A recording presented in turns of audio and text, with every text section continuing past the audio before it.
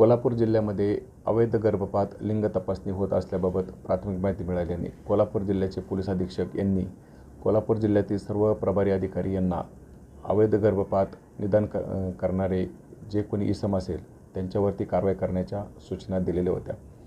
त्या अनुषंगाने 3 star lodging Kalamba येथे दिनांक 26/7/26 रोजी रेकॉर्डवरील आरोपी स्वप्नील करबा पाटील हा त्याच्या काही साथीदारांसह अवैध गर्भपात तपासणी करीत आहे अशी बातमी मिळाल्याने त्या ठिकाणी करवीर पोलिसांनी छापा घातला होता। त्या ठिकाणावरून 2 एजंट महिला यांना ताब्यात घेतले होते।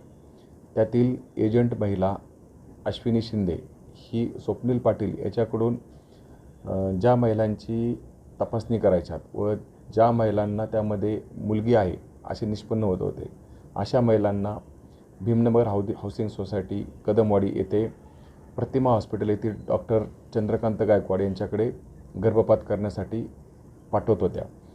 त्या अनुषंगाने करवीर पोलिसांनी पोलीस उपाधीक्षक सो पवार यांच्या मार्गदर्शनाखाली आम्ही त्या ठिकाणी छापा घातला असता त्या ठिकाणी एक बनावट पेशंट त्या ठिकाणी आम्ही पाठवून दिला। त्या ठिकाणी आम्हाला डॉक्टर चंद्रकांत गायकवाड हे त्या सदर महिलेला गर्भपाताच्या गोळ्या दिल्या होत्या व तिचा गर्भपात करण्याची तयारी करत होते। त्याच वेळेस आम्ही पोलिसांनी छापा घातला व गर्भपात करण्याचे सर्व साहित्य, गर्भपात करण्याची आवश्यक असलेली उपकरणे तसेच पोर्टेबल सोनोग्राफी मशीन तेथून आम्ही ताब्यात घेण्यात आलेली। त्यामध्ये आम्ही आरोपी चंद्रकांत गायकवाड प्रतिमा हॉस्पिटलचे जे चालवतात त्यांना आम्ही ताब्यात घेतले। त्यांच्याकडे चौकशी केली असता त्यांनी आत्तापर्यंत 250 ते 300 महिलांचा गर्भपात केल्याचे प्राथमिकरित्या मान्य केलेले आहे। त्या अनुषंगाने करवीर पोलीस ठाणे तपास करीत आहे।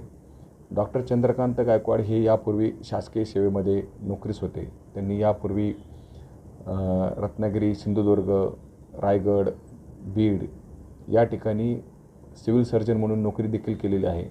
तसेच ते मुंबईतील सेंट जॉर्जेस हॉस्पिटल याचे असिस्टंट सुपरिटेंडंट होते व पुणे येथे सहाय्यक संचालक म्हणून निवृत्त झाले होते। त्या संदर्भात आम्ही त्यांच्यावरती कारवाई करीत आहोत। सध्या ते आंतररुग्ण म्हणून रुग्णालयात दाखल आहे। त्यांच्याकडून पोलीस कोठडी घेऊन आम्ही जास्तीत जास्त कोण ह्या गुन्ह्यामध्ये सहभागी आहेत, डॉक्टर असतील किंवा जे कोणी एजंट असेल त्या सर्वांवरती कडक कायदेशीर कारवाई करणार आहोत।